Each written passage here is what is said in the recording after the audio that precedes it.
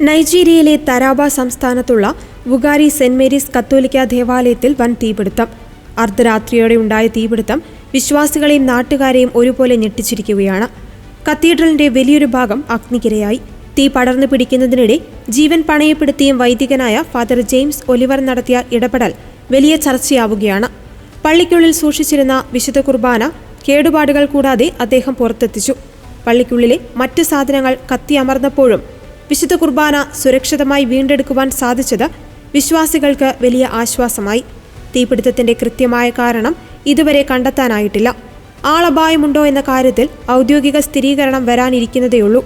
മാസങ്ങൾക്ക് മുമ്പ് ഇതേ പ്രദേശത്തെ തദ്ദേശ ഭരണകൂടത്തിന്റെ സെക്രട്ടേറിയറ്റും തീപിടുത്തത്തിൽ നശിച്ചിരുന്നു.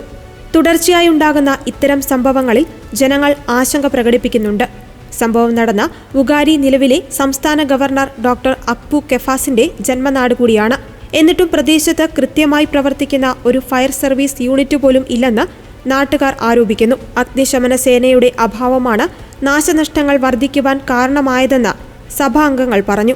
കഴിഞ്ഞ കുറച്ചു കാലങ്ങളായി വുഗാരി രൂപതയ്ക്ക് കീഴിലുള്ള പല ഇടവകകളും വൈദിക മന്ദിരങ്ങളും സമാനമായ രീതിയിൽ ആക്രമിക്കപ്പെടുകയോ നശിപ്പിക്കപ്പെടുകയോ ചെയ്തിട്ടുണ്ട്.